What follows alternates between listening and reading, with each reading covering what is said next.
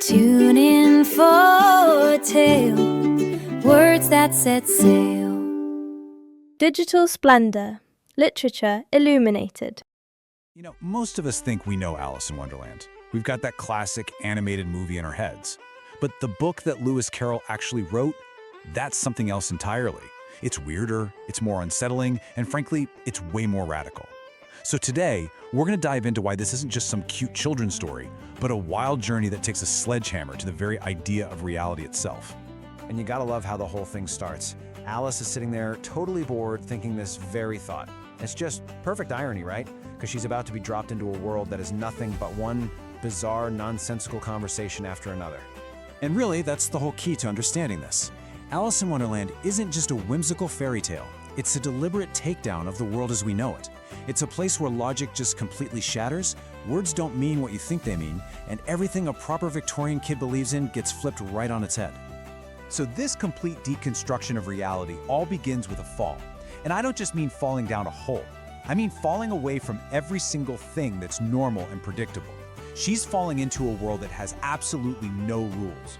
I mean, think about that. Fall down the rabbit hole. She doesn't just plummet. She floats. She has all this time to look at the cupboards and bookshelves on the walls. She even grabs a jar of orange marmalade, sees it's empty, and then carefully puts it back on another shelf as she goes by.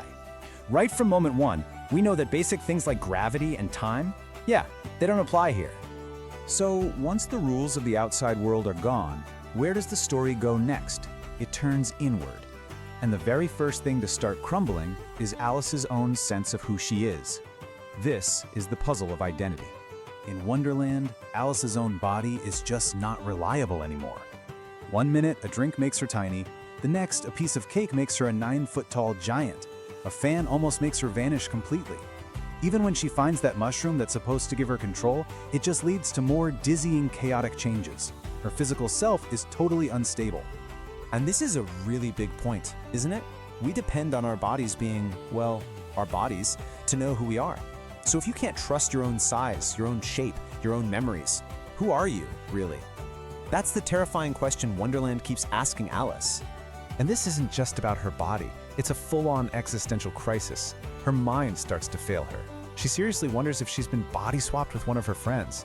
She tries to do the simple things she knows to find her as a smart girl, but it all comes out wrong. 4 times 5 is 12.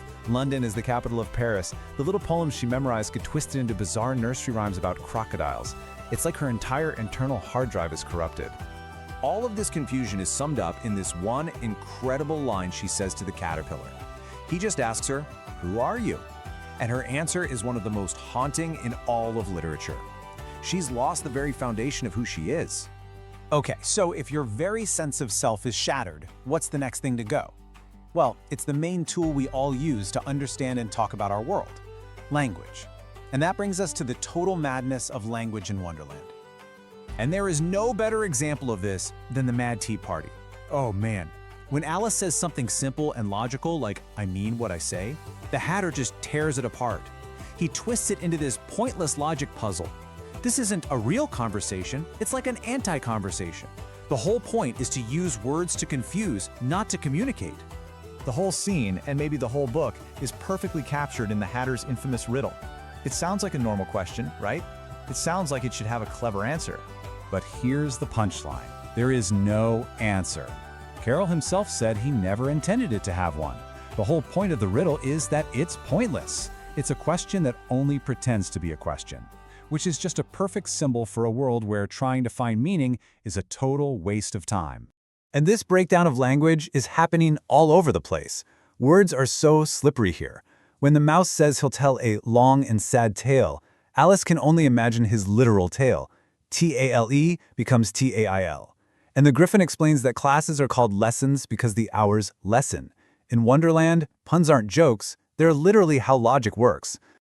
So, if words don't mean anything anymore, what happens to the rules and social structures we build with them? Well, they get just as twisted, and that throws us right into Wonderland's twisted game of power. So the first game Alice sees is this thing called a caucus race. It is beautifully, gently, nonsensical. There's no starting line, no finish line, no rules. You just start and stop running whatever you feel like it. And the result?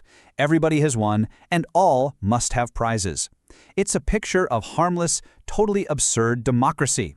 But don't get too comfortable with that happy-go-lucky nonsense, because Wonderland is about to show Alice a very, very different kind of game. The absurdity is about to go from silly to seriously scary. Welcome to the Queen's Croquet match. I mean, just get a load of this. The balls are live hedgehogs that unroll and wander off. The mallets are live flamingos that you have to tuck under your arm. And the hoops? They're made of soldiers who get bored and just leave. It is pure, impossible chaos. And in all of this chaos, there is only one rule. It belongs to the Queen, and she shouts it about once a minute. This is the ultimate terrifying example of random, violent power. See, authority in Wonderland isn't based on laws or reason or justice.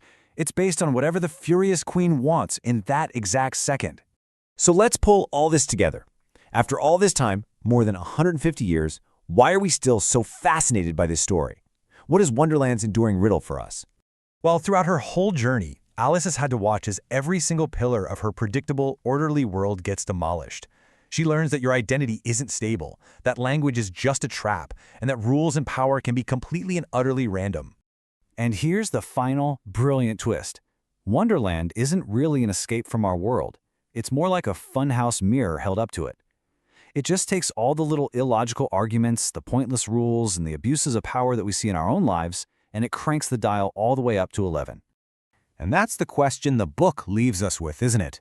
In a world where things often don't make sense, where language is used to confuse, and where logic doesn't always win, how can we be so sure we aren't already down the rabbit hole ourselves?